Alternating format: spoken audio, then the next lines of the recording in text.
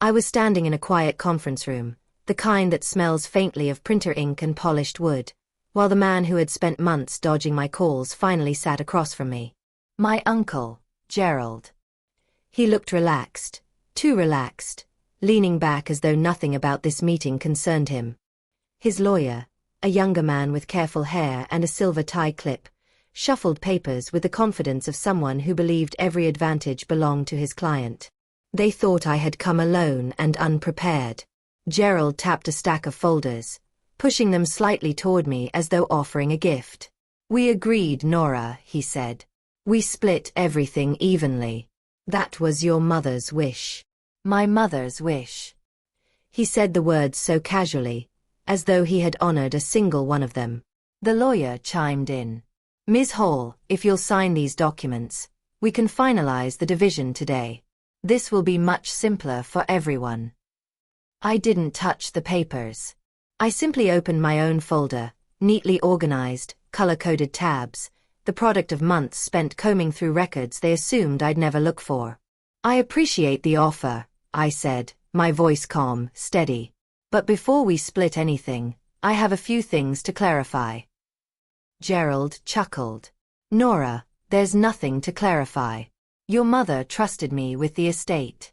I fulfilled those responsibilities fairly." I placed the first document on the table. His lawyer leaned forward, eyes narrowing as he read the header. "Bank statements. Not mine. Gerald's." "You said we divide everything evenly," I told him. "But you withdrew $248,000 from my mother's trust the week after her funeral." The room shifted, thickened. Gerald stiffened, color climbing his neck. The lawyer stopped breathing, or at least it looked that way. "That money," I continued, "was never reported. You moved it into a private investment account under your name." Gerald tried to laugh, but the sound cracked. "Nora, you're misunderstanding." "No," I said gently. "For once, I understand everything." I set down the next document. And the next. And the next. Each one revealing another layer of what he thought I'd never uncover. Finally, the lawyer raised his head. "Ms. Hall, how exactly did you obtain all of this?" I met his eyes without blinking. "You'll want to hear the whole story before you ask that again." Gerald swallowed loudly. The confidence drained from his face, replaced with something he had never shown me before. Fear. Because he didn't know that what I brought today wasn't the end. It was the beginning. And what happened next would leave his lawyer stunned, my uncle cornered, and decades of family silence shattered. But that moment, his lawyer staring, speechless, was the first time they realized. I wasn't the woman they thought I was. Not anymore. And I hadn't even told them the worst of it yet. What else does Nora know? And how did she discover it? My name is Nora Hall, and I am 62 years old. I say my age plainly because I've earned every year of it, every scar, every quiet victory, every moment of standing up again when I didn't think I could. People often underestimate women my age. They hear softness where there is discipline, patience where there is calculation, kindness where there is resolve. I've learned to let them make those mistakes. It gives me time to think. For most of my life, I avoided conflict. I grew up in a family where keeping the peace was considered a virtue. My mother, Evelyn, believed dignity lived in silence. She taught me to be gentle, to be forgiving, to be patient with people who didn't deserve it. But she never taught me how to protect myself from the people closest to us. My Uncle Gerald was her younger brother, a charming man in his youth, a slippery one in his middle age, and by the time I reached my 60s, a man who had perfected the art of appearing generous while taking more than his share. He had always been the talker, the persuader, the one who volunteered to handle things when no one else wanted to do the paperwork. After my mother passed, grief fogged my mind. I trusted him to manage her estate because he assured me he had everything under control. "Evelyn wanted us to work together," he said. "We'll split everything evenly, just like she told me years ago." I believed him. I wanted to believe him. I wanted family to mean something. But grief fades, and clarity returns. I eventually realized that every time I asked for an update, he offered excuses. Documents delayed, accounts pending, lawyers unavailable. At first, it seemed normal.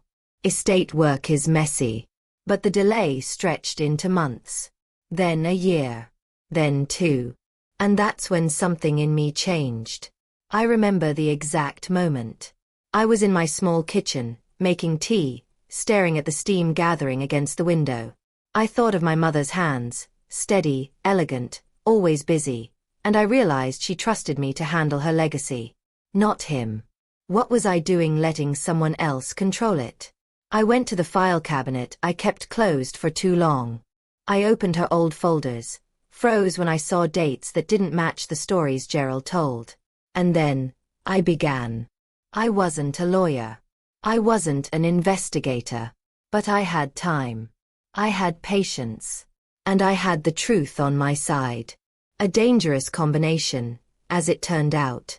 In the months that followed, I became someone I never imagined I could be. Methodical, unafraid, unrelenting. And the deeper I dug, the more I realized. The man who had promised an even split had taken more from my mother, and from me, than I ever suspected. But I didn't confront him. Not yet. I waited. I gathered. I learned. Until the day arrived when the truth became too heavy for silence. And that day was only the beginning. What was the family dynamic that allowed Gerald to get this far? My family was built on a quiet hierarchy, one so subtle you might miss it unless you lived inside of it long enough. On the surface, we looked pleasant, cooperative, respectful. But beneath that veneer lay something far more delicate and far more dangerous. Unspoken roles shaped by old wounds and older expectations. My mother was the responsible one. Gerald, the prodigal son. And me. I was the dutiful daughter who kept peace by absorbing tension. Growing up, I watched the pattern repeat itself like a ritual. Whenever money went missing, everyone turned to my mother, expecting her to cover the difference. Whenever Gerald made a mistake, lost a job, wrecked a car, drifted through some poorly planned investment, she stepped in to help him. She was always fixing something he broke, and he always arrived with a charming smile and rehearsed apology. As a child, I thought generosity defined family. As an adult, I realized it can also enable selfishness.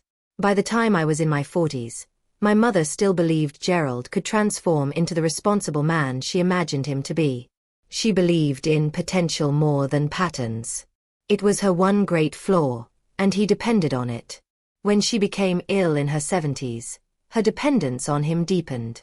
Not emotionally, she trusted me for that, but logistically. He offered to manage her bank statements, drive her to appointments, handle contractual matters that had grown too complicated for her. She said she didn't want to burden me, as though the one who actually showed up was the burden.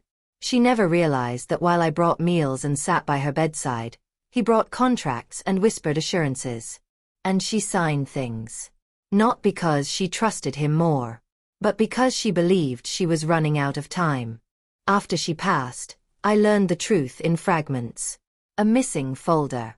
A misplaced receipt. A voicemail from her financial advisor referencing a meeting I didn't know she'd attended. And every fragment led back to him. But even as the truth emerged, part of me wanted to preserve the memory of the family we were supposed to be. I wanted to believe Gerald had simply made mistakes, not deliberate choices that benefited him at my mother's expense. I was still hoping for decency. Still hoping for the version of my uncle my mother had loved. But hope can blind you. It wasn't until I discovered the one document he never intended for me to see that everything crystallized. Everything my mother worked for, everything she saved, everything she entrusted to us. It wasn't protected. Not at all. And that single discovery tore away any illusion that this was a misunderstanding. Gerald hadn't stumbled into wrongdoing. He had engineered it. And I knew then, if I didn't fight, the story my mother wanted to leave behind would be rewritten by the one person least deserving to shape it. What was the betrayal, and how deep did it go? It's one thing to suspect someone of dishonesty. It's another to see it spelled out in numbers so clear, so deliberate, that denial becomes impossible. The betrayal began long before my mother died. I found it in a statement dated 18 months prior to her passing. A transfer of $36,500 from her primary savings account to a new account I didn't recognize. At first, I wondered if she opened it for medical expenses. But the account wasn't in her name. It was in Gerald's. That discovery was the thread. Once I pulled on it, the entire fabric unraveled. Over 2 years, he had moved, quietly, regularly, confidently, amount after amount, each small enough to avoid detection, large enough to matter. Added together, the total was staggering. $122,000. But that wasn't the true betrayal. The real blow came when I accessed her trust documents, records he assumed I didn't know how to request. The trust had 2 beneficiaries. My mother intended an even split. Yet 3 months before she died, an amendment appeared, signed, notarized, and granting Gerald full discretionary control of the trust. He could distribute funds, as he deemed appropriate. My chest tightened as I read those words. This wasn't my mother's phrasing. She was precise, orderly, thoughtful. She never used vague language. She believed clarity protected family harmony. But this amendment was vague by design. I read it twice. Then 3 times. The conclusion was unavoidable. Either my mother signed under pressure, or she didn't understand what she was signing. And the worst part? The amendment was notarized by someone who worked at Gerald's country club. Still, I withheld judgment. I wanted proof, not assumptions. That came next. 2 weeks after the amendment was executed, Gerald withdrew the entire trust balance, every last dollar, and moved it into an account solely under his name. It wasn't a misunderstanding. It wasn't an accounting delay. It was theft. Cold, calculated theft from his own sister. My mother had trusted him with her life. And in the final months of hers, when she was frightened, medicated, and too weak to pass legal language, he took advantage of her. And of me. The realization didn't come with anger. Not at first. It arrived with a profound loneliness, like someone closing a door quietly behind them. Because once you uncover a betrayal this deliberate, you lose more than money. You lose the version of your family you carried in your heart. But I didn't collapse. I didn't scream. I didn't confront him immediately. I did what my mother would have done. I gathered myself. I steadied my breath. And I prepared. If Gerald believed I was the quiet niece who avoided conflict, he was about to meet the woman my mother raised, the woman who could stand alone without shaking. Because he hadn't just taken money. He had rewritten my mother's final intentions. And that, I would not allow. How does Nora investigate, and what evidence does she uncover next? The first thing I did was hire an attorney. Not a loud one, not a dramatic one, but a meticulous estate lawyer known for 2 things, precision and patience. His name was Mr. Keating, a man who wore glasses perched at the tip of his nose as though perpetually reading invisible fine print. He listened quietly as I explained the situation, interrupting only once to ask for dates.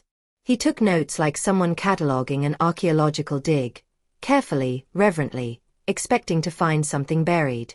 When I finished, he leaned back. Ms. Hall, everything you've described is concerning. But to move forward, we need evidence. Hard evidence. I nodded. I already started that.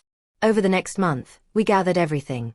Bank statements, wire transfers, trust documents, my mother's medical records showing her cognitive decline, phone logs, digital correspondence. We conducted interviews. The notary from the country club claimed she remembered the signing but admitted she didn't really know the woman. When asked who scheduled the meeting, she said, Mr. Gerald handled all of it. That statement became Exhibit C. Her doctor confirmed that, during the signing window, my mother had limited capacity for complex decision-making. That became Exhibit D. Every time I uncovered a new detail, I felt a piece of my old self fall away. The passive niece, the daughter who believed silence meant respect, the woman who assumed justice arrived on its own if you waited long enough. Justice doesn't arrive. You have to bring it with you. The turning point came when I accessed something Gerald never imagined I would find. An email chain between him and a financial planner he attempted to hire shortly after the trust amendment. In one message, he wrote, "The beneficiary isn't involved. I'll handle all distributions." He didn't mention me at all. Not once. "Ms. Hall," Mr. Keating said, highlighting the line, "this is significant. It demonstrates intent." I didn't celebrate. I simply nodded, internalizing the weight of it. We compiled everything into a binder, 300 pages thick. Tabs, annotations, timelines, summaries. The kind of file that silences rooms. And then Mr. Keating asked the question I knew was coming. "Are you ready to confront him?" I thought about my mother's voice, soft but firm, saying, "Nora, you must learn to speak for yourself." "Yes," I said. "I'm ready." But I didn't want anger. I wanted accountability. I wanted clarity to speak louder than emotion. So I let Mr. Keating contact Gerald's attorney, requesting a voluntary settlement meeting. And that is how we arrived in that conference room months later. Gerald expecting easy compliance. His lawyer expecting a meek niece. Neither expecting the truth. They were prepared to talk about division. But I was prepared to talk about theft. And I had only revealed the opening move. What shift pushes Nora from investigation into decisive action? The night before the settlement meeting, I didn't sleep. Not from fear, but from clarity. There's a moment in every confrontation where you realize there's no turning back. Not because you're trapped, but because moving forward is the first honest thing you've done in years. For me, that moment came when I opened my mother's old recipe box. Inside were cards written in her looping handwriting, stews, breads, apple cakes, and beneath them, folded small as though embarrassed by its own importance, was a letter addressed to me. I had seen it before but never been in the right state to read it. Her voice, even in ink, was gentle. "Nora, my love. If anything ever seems unclear after I'm gone, trust yourself. You are stronger than you think. And you always were." I pressed the paper to my chest and let myself cry only briefly. But when I lifted my head, something inside me had shifted. This wasn't just about recovering money. It was about restoring her honor. It was about saying the words she never allowed herself to say. The next morning, I walked into that conference room with the quiet confidence of someone carrying truth like armor. After presenting the documents and watching the color drain from Gerald's face, I laid down the final page, one he hadn't seen yet. A draft complaint. Fully prepared for court. His lawyer's breath caught. "You're prepared to file this?" "Yes," I said. "Unless we resolve things today." Gerald slammed his hand on the table. "You wouldn't dare take this public." "You already did," I replied. "When you stole from your sister." Silence spread like frost. And then the turning happened. A subtle shift in his lawyer's posture. A recalibration. He saw something Gerald didn't, the inevitability. "Mr. Parker," the lawyer said quietly, "we need to discuss this privately." "No," I said. "We discuss it here." Because this wasn't a negotiation. It was an unveiling. Keating leaned forward.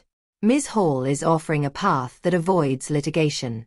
But the terms will be hers, not yours." My uncle glared at me with a mixture of fury and disbelief. "You think you can do this to me?" "I'm not doing anything to you," I said softly. "You did this to yourself." His expression cracked then, just slightly. Enough for me to see something unexpected. Recognition. He finally understood I wasn't the woman he had manipulated for decades. I wasn't the one who stayed quiet to keep the peace. I had become the one who broke silence to restore it. And that was when I made my final decision. "I want full restitution," I said. "Every dollar. With interest." And a formal statement acknowledging the amendment was made without my mother's full capacity. Gerald's lawyer blanched. That statement would be damning. Yes, I said. It would. He swallowed. And if he refuses? I gathered my papers calmly. Then we go to court. How does Gerald's downfall unfold, and how does silence become his undoing? In the end, it wasn't my voice that undid Gerald. It was his silence. After our meeting, the room emptied, everyone except Gerald and his attorney. I stepped into the hallway, but through the glass I could see the two of them speaking. Or rather, his lawyer speaking and Gerald shrinking. Every so often, the lawyer glanced at the evidence binder I'd left on the table. He flipped through it with increasing dread. His gestures became sharp. His head shook repeatedly. Gerald leaned forward, hands gripping his hair. They stayed in that room for 40 minutes. When the door finally opened, Gerald emerged looking older than I had ever seen him. Not defeated, just exposed. Like a man finally seeing the consequences of years he assumed would remain buried. His lawyer approached me. "Ms. Hall, my client is prepared to settle." I nodded, waiting. He will return the full balance of the trust, including all unauthorized withdrawals. In addition, he agrees to the written statement regarding your mother's cognitive state and his overreach in managing the trust. "And the legal fees?" Keating asked. The lawyer exhaled. "Covered." It was an extraordinary concession. But it wasn't generosity. It was survival. If this went to court, the damages, penalties, and reputational fallout could have destroyed him. His law partner, his social circle, the country club, the financial firms he associated with, they all valued appearance over loyalty. And Gerald had carefully built a reputation he couldn't risk. Still, even in that moment, I felt no triumph. Just a slow release of tension I'd carried for too long. But the true consequence came weeks later. A quiet woman from the country club notary office called me.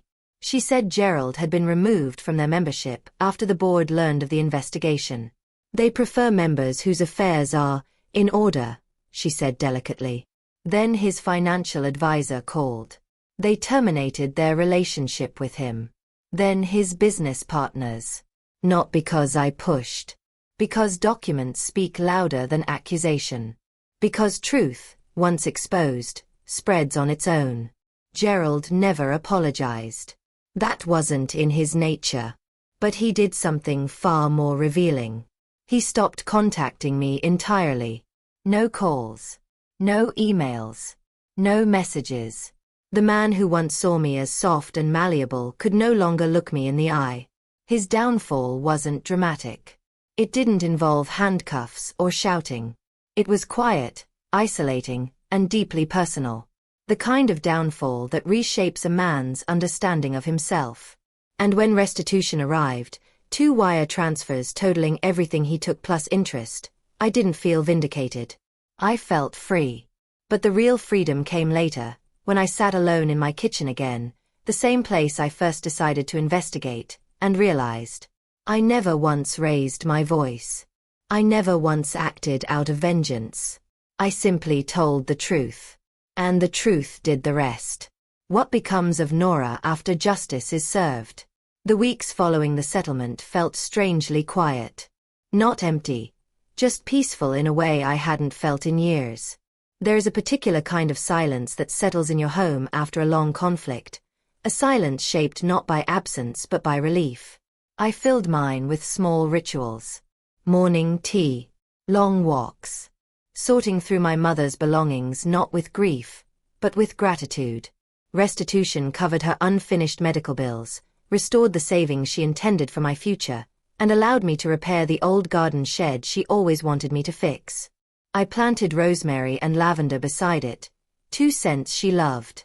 But more than financial restoration, I gained something harder to describe, a renewed sense of self. I realized how many years I had spent stepping aside to keep harmony. How many times I had said, "It's fine," when it wasn't. How often I mistook passivity for peace. Justice didn't harden me. It clarified me.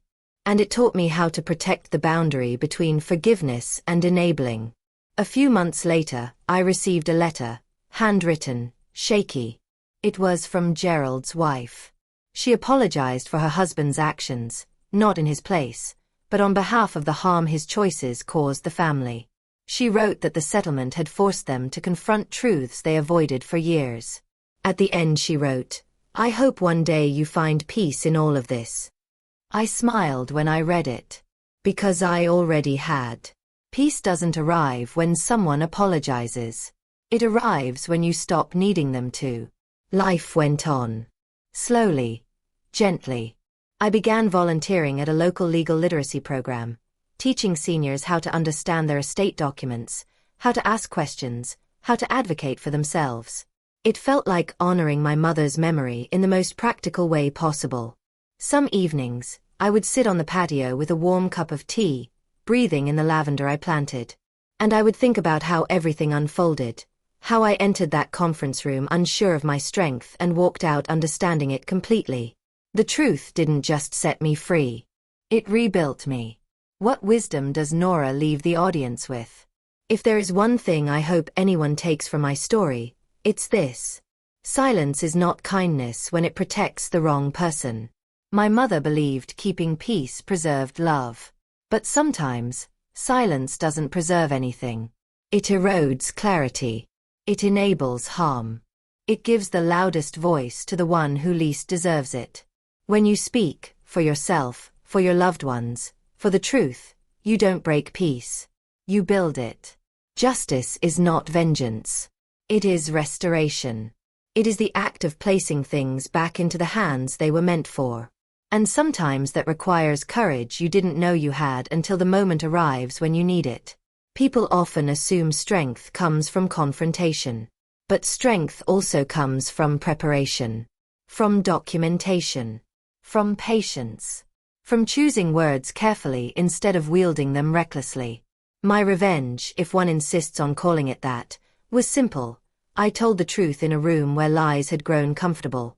I presented evidence calmly to a man who never expected accountability. I defended the dignity of a woman who spent her entire life defending others.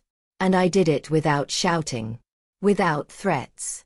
Without bitterness. If you ever find yourself in a similar position, facing someone who believes you are too quiet, too gentle, too inexperienced to stand your ground, remember this. Quiet people are not weak. We are deliberate. We observe. We wait. And when we finally speak, we speak with the full weight of every truth we carry. My uncle learned that the day his lawyer looked at me and realized I wasn't the supporting character in the story Gerald had scripted. I was the narrator of my own. And I still am. Thank you for listening. If my story resonates with you, I invite you to stay a while. I have learned many things over the years, but the most important is this. Your voice matters. Your truth matters. And the moment you choose to believe that is the moment everything begins to change.